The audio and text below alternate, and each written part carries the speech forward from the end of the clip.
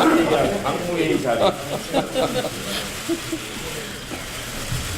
네, 추미애 당대표의 속기선으로 분당 제148차 최고위원회의를 접기하겠습니다.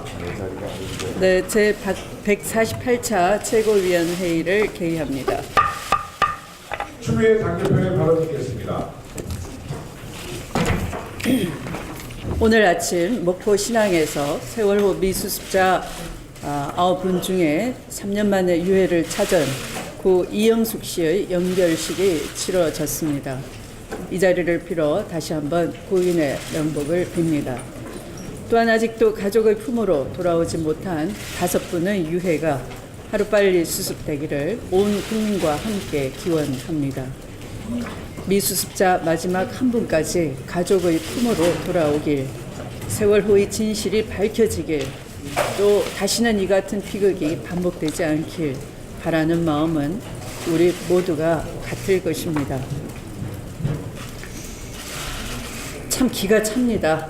어제 밝혀진 진실의 한 조각은 우리 국민들에게 또다시 큰 충격을 안겨주었습니다.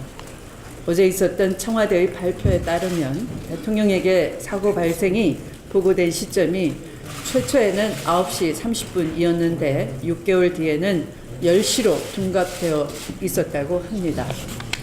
이는 대통령 보고와 대통령의 첫 지시 사이에 시간 간격을 줄여서 책임을 회피하려는 고의적인 조작임이 확인된 것입니다. 또한 사고의 책임을 안전행정부에 떠넘기기 위해 청와대 국가안보실을 컨트롤타워로 명시한 대통령 훈령 제318호 국가위기관리 지침도 불법적으로 사후 변경했다고 합니다. 실로 참담함을 금할 길이 없습니다. 세월호 참사 같은 비극이 다시는 일어나지 않아야 한다는 온 국민의 염원이 절절하던 그 시기에 당시 박근혜 정부가 발빠르게 취한 조치라는 것이 세월호의 상처를 어루만졌던 것도 아니었고 위기관리 시스템의 점검도 아닌 상황 보고서와 대통령 훈령의 조작이었다는 사실에 비분간개하지 않을 수가 없습니다. 이번 확인으로 4월 16일 박근혜 전 대통령이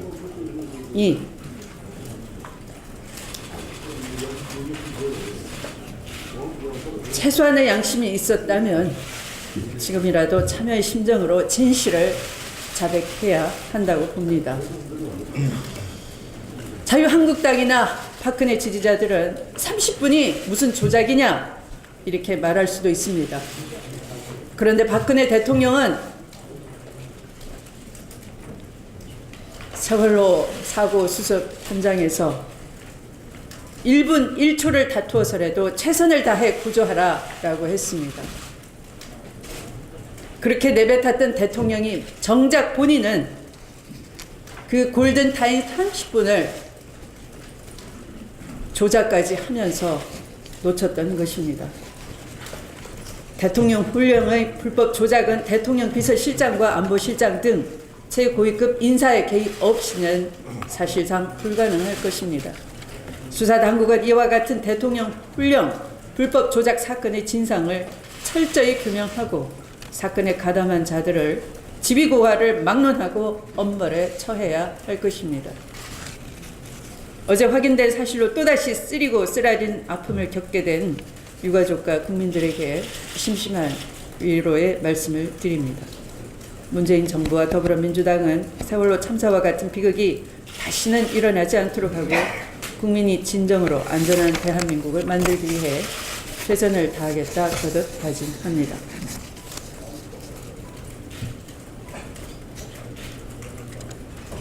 자유한국당 홍준표 대표가 내년 지방선거 때 개헌 국민투표를 실시하는 것에 반대한다면서 사실상 개헌 논의를 지방선거 이후로 미루어야 한다는 입장을 밝혔습니다.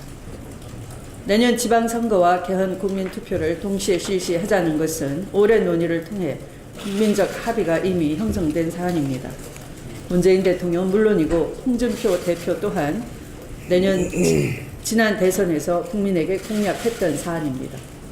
아울러 국회는 이미 개헌 특위를 설치하고 심도 있는 논의를 진행해 왔으며 최근 내년 2월까지 개헌안을 마련하고 3월 중 발의를 거쳐 5월 24일 본회의 의결이라는 로드맵까지 마련해 놓은 상태입니다. 특히 국회 개헌특위는 홍 대표가 대표로 있는 자유한국당의 이주영 의원이 위원장을 맡고 있습니다. 그리고 많은 자유한국당 의원들이 적극적으로 논의에 참여하고 있습니다. 또한 국민의 78.4%, 국회의원의 88.8%가 내년 6.13 지방선거 때 국민투표를 통해 개헌안을 통과시키는 데 찬성하고 있는 상황입니다. 그럼에도 자신의 대선 공약을 부정하고 자유한국당 내부의 논의와 동떨어진 홍 대표의 이러한 돌출적 주장은 책임있는 제1야당의 대표답지 않은 매우 부적절한 처사라 하겠습니다. 이는 개헌을 종속 변수로 놓고 내년 지방선거에서 유불리를 계산하는 얄팍한 속셈이라 볼 수밖에 없습니다. 국가대사인 개헌을 특정 정당의 당리당략적인 유불리에 연관시키는 것은 결코 바람직하지 않을 것입니다. 지금 우리 앞에는 국민 기본권의 신장과 지방분권의 실현, 권력구조의 개편 등 개헌을 통해 나아가야 할 방향이 분명히 제시되고 있습니다. 따라서 개헌은 시대의 당임이자 역사적 사명인 것이며 그러기에 온 국민들도 그것을 인정하고 있는 것입니다. 새로운 나라, 새로운 시대로 나아가기 위한 국민적 합의 과정에 찬물을 끼얹는 홍 대표의 주장에 국민들은 결코 동의하지 않을 것입니다. 홍 대표는 국민적 합의에 역행하는 발언을 즉각 취소하고 국민적 합의 도출 과정에 적극 임해 주시길 바랍니다. 말씀을 마치겠습니다.